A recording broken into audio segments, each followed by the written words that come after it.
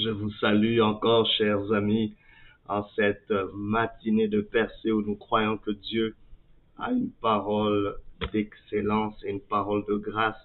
Ce matin, le thème n'est rien d'autre que dépasser en nombre.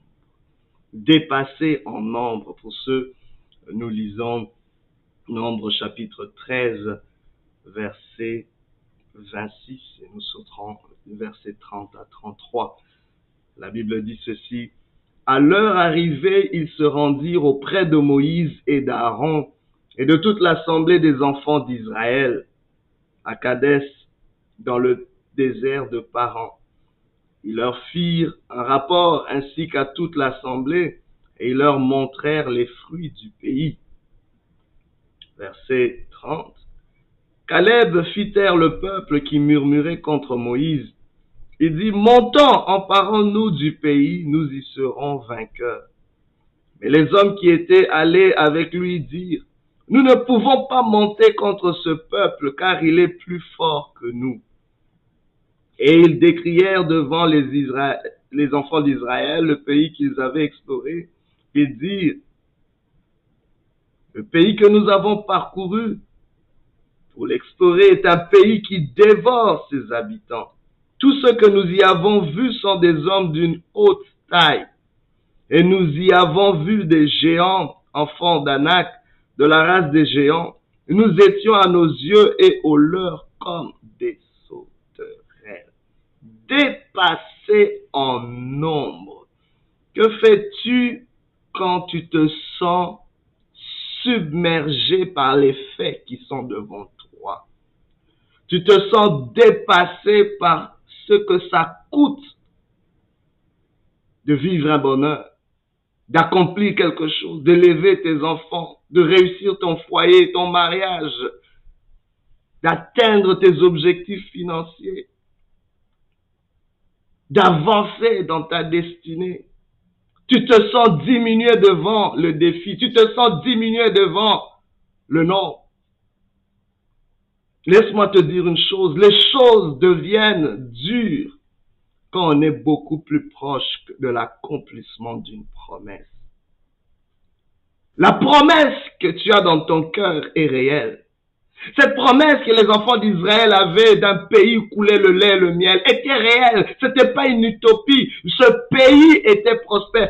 C'est possible de prospérer. C'est possible d'avoir cette abondance. C'est possible d'accomplir ce rêve. Peut-être que tes parents n'ont pas pu accomplir. C'est possible. Je dis à quelqu'un aujourd'hui, ne lâche pas. Même si tu es dépassé par le nombre. Car celui qui est en toi est beaucoup plus grand que les nombres qui sont en face de toi. Celui qui est avec toi est beaucoup plus grand que ce nombre qui te fait face. Tu réaliseras à un moment donné que le nombre qui te dépasse n'est pas forcément un ennemi, mais c'est un allié déguisé. Dans le livre du recensement, le livre de nombre, c'est le livre du recensement. C'est un livre que Dieu a permis que Moïse puisse écrire, qui était très important. À un moment, on se dit, mais pourquoi ce livre? À quoi ça sert? Oh my God. J'aimerais qu'on puisse comprendre qu'une comptabilité précise de ce qu'on a est importante pour avoir ce qu'on n'a pas. Les nombres sont importants. Les nombres sont souvent beaucoup plus importants pour ceux qui en ont beaucoup. Les gens qui ont beaucoup s'intéressent au nombre. Ils les regardent souvent. Ceux qui ont beaucoup d'argent vont consulter leur compte en banque, vont consulter l'état de leur finance. Mais ceux qui n'en ont pas beaucoup disent, à quoi bon même regarder ces nombres? J'ai même pas assez. Ça, c'est pas pertinent. Oh my God, c'est ça l'erreur. Les nombres sont importants. Tu ne sauras pas comment corriger ta situation si tu ne sais pas évaluer, tu ne sais pas comptabiliser, tu ne sais pas catégoriser, tu ne sais pas avoir l'audace de regarder ce qu'il en est.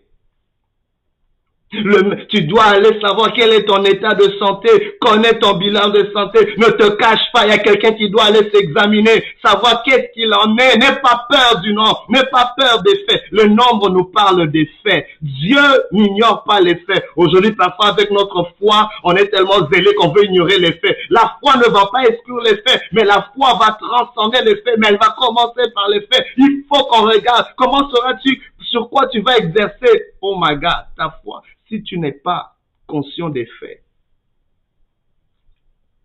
Vous ne pouvez pas. Pourquoi les faits sont-ils importants? Pourquoi ce nombre est-il si important? Oui, on est dépassé par le nombre, mais d'abord, comprenons pourquoi ils sont importants. Bien aimé, si nous comprenons que les nombres ne sont pas forcément des ennemis, mais des associés, des alliés déguisés, ça nous permettra de mieux conjuguer avec. Moïse, donc, est face à une situation dont il n'est pas, pour lequel il n'est pas équipé adéquatement. Vous savez, c'était évident pour Moïse de rentrer en Égypte parce qu'il connaissait l'Égypte. Il avait grandi en Égypte. Il avait grandi dans la cour royale. C'était un prince d'Égypte. Il pouvait exercer ce travail de diplomatie. Il pouvait parler au pharaon. Il avait le langage. Donc c'était tout à fait normal qu'on l'envoie pour cela. C'était tout à fait normal qu'il accomplisse cette mission. Et même pour le désert, pendant ces 40 années, Moïse était familier au désert. Pendant 40 ans, il avait vécu dans le désert. Il était comme un berger qui avait fait paître les brebis de son beau-père. C'était tout à fait, il connaissait le désert, comme la paume de sa main. Mais devant la terre promise, il était si près du but. Moïse était à la frontière, il pouvait voir cette terre promise. Mais oh my God, que fais-tu quand Dieu te demande de posséder quelque chose pour lequel tu n'es pas assez équipé, pour lequel les nombres te dépassent, pour lequel tu es dépassé par le nombre? J'aimerais vous dire, il y a une peur, parfois et souvent, qui est en train de nous bloquer au seuil de posséder cette terre promise, cette promesse. J'aimerais dire à quelqu'un, tu es si près du but, mais ce sont les nombres qui t'intimident, qui t'empêchent d'y aller. Moïse donc va explorer. Moïse prend la peine d'évaluer. Il dit, je vais évaluer cette affaire, mais je ne sais pas qu'est-ce qu'il y a. Dieu me promet une terre que je n'ai jamais vue.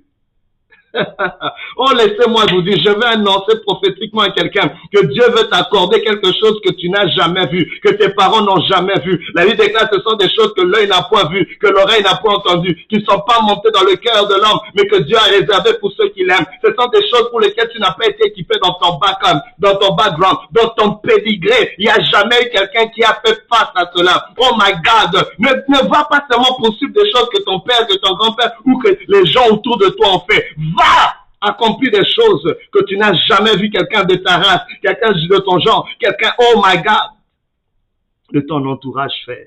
Les promesses de Dieu. Alléluia. Oh, sont merveilleuses. Moïse est devant ce dilemme. Il dit, non, je dois explorer, je dois évaluer, je dois comptabiliser, je dois poser des questions. Il envoie donc ces 12 espions.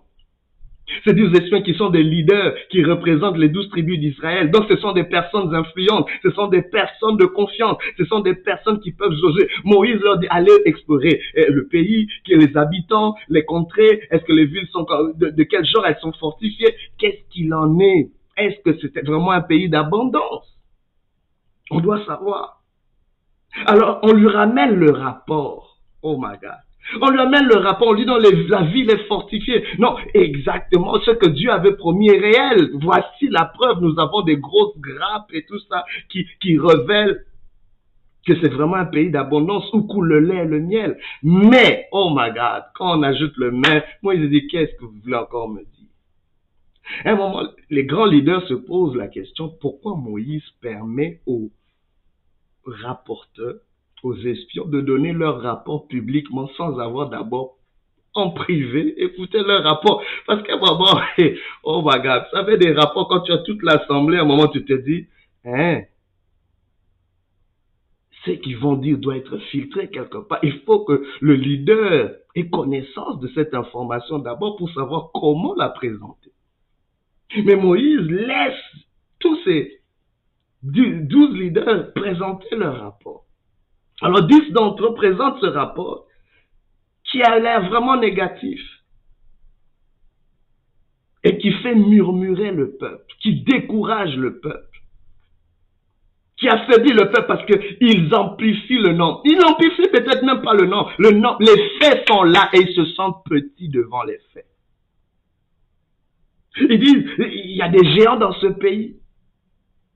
Nous étions à leurs yeux comme des sauterelles. Et vous savez, parfois on est prompt à les blâmer. Mais c'était vrai. Que fais-tu quand tu trouves des géants de 3 mètres et toi tu as, je sais pas, 1,60 m. Mais tu es comme une sauterelle, c'est un fait. Ne nions pas les faits. Tu n'as pas assez d'argent pour amener tes enfants dans cette école privée. Tu n'as pas ce qu'il faut pour garder ton mariage parce que tu n'as pas été équipé par ça. Tu n'es peut-être pas, oh my God, tu n'as peut-être pas eu des bons modèles, ce qui t'empêche d'accomplir quelque chose de grand. Tu es devant les faits. Soyons vrais devant les faits. Mais ne laissons pas les faits nous empêcher d'hériter de quelque chose de grand. Si Dieu te met à ton cœur, tu vas l'avoir. Mais regarde d'abord les faits. Comprends les faits. Jésus-Christ n'a pas ignoré les faits. Jésus-Christ, pour nourrir la foule de 5000 personnes, a d'abord comptabilisé. Il y avait 5 pains et 2 poissons. On savait exactement combien de pains il y avait, combien de poissons il y avait. On savait que c'était pas assez. Jésus était dépassé par le nombre, mais il s'est pas arrêté par là. Il a rendu grâce à Dieu. Il a rompu le pain et le miracle s'est fait parce qu'il a été conscient, parce qu'il a d'abord regardé les faits, mais il a compris qu'au-delà des faits, il y a un Dieu. Il y a un Dieu qui pourvoit. Il y a un Dieu qui compense ce qui te manque devant le dépassement des faits. La veuve de Sarepta savait qu'elle avait juste un peu d'huile et de farine pour manger son dernier repas avec son fils avant de mourir. Élie est allé faire un miracle parce que c'était une femme qui était consciente des faits, consciente du nombre. Elle faisait face à ce nombre qui n'était pas assez. Elle ne le fouillait pas. La veuve du prophète ignorait ce qu'il y avait dans sa maison jusqu'à ce que le prophète lui ait dit, qu'est-ce qu'il y a dans ta maison? C'est là quand elle est allée comptabiliser, elle a commencé à dire, il n'y a rien. Après elle a dit, non, il y a juste un peu d'huile. Le prophète dit, voilà, avec le peu que tu as, Dieu peut faire des grandes choses. Vous savez, le problème que la plupart d'entre nous avons, c'est nous avons peur de commencer petit. Parce que vous pensez que vous êtes seul. Vous n'êtes pas seul dans cette affaire. Dieu commence toujours petit. Dieu commence toujours par une semence. Pourquoi? Parce que Dieu est suffisamment grand. Dieu est suffisamment grand. Dieu est suffisamment à l'aise de commencer petit parce qu'il a toutes les ressources à sa disposition. Il veut simplement une collaboration humaine. Il veut simplement quelqu'un qui peut croire en un grand Dieu, même s'il est petit. Caleb se lève. Il fait taire le peuple qui murmure. Il dit, certainement nous posséderons ce pays. Nous y allons, nous y irons et nous y serons vainqueurs comme Dieu l'a dit. Waouh! Moïse pose les questions. Moïse reçoit le rapport. Mais comment tu fais face au nombre qui te dépasse? Dépassé en nombre. Dépassé en nombre. Que fais-tu? La première des choses, c'est de faire taire la peur. Parce qu'il y a un ennemi interne. Le plus grand ennemi, ce n'était pas les géants. C'était pas le fait que la ville soit barricadée, c'était le fait que la peur s'était installée au-dedans d'eux, parce qu'ils se sentaient petits devant les faits, devant le nombre. Caleb, la Bible déclare, il fit taire le peuple. Il faut faire taire cette peur. Tu dois localiser. Il y a une peur qui t'empêche d'hériter. Vous savez, j'ai compris une chose et je suis parfois même victime de cela. C'est que nous sommes souvent victimes de la procrastination pas parce qu'on est paresseux, mais parce que nous avons peur. Il y a une peur cachée. En fait, tu as peur de ne pas être adéquat. Tu as peur de ne pas être capable. Tu as peur de ne pas réussir. Tu as peur de ce que les gens vont dire. Tu as peur d'être ridiculisé. Tu as peur d'échouer encore une autre fois. Tu as peur de comment tu vas justifier le fait que ça marche toujours pas après autant d'essais. Mais la vérité, la Bible déclare, nous affranchira. Vous connaîtrez la vérité, nous affranchira. La peur subsiste au-dedans de nous parce qu'il y a une vérité que nous ignorons. Quelle est cette vérité? C'est que Dieu, la vérité est au-dessus des faits. C'est que Dieu est beaucoup plus grand que nos faits.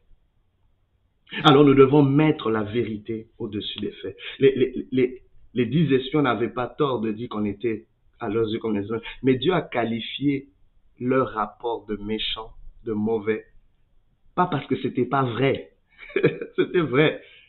Mais parce que ça venait contredire la promesse de Dieu. Ça venait contredire la vérité de Dieu.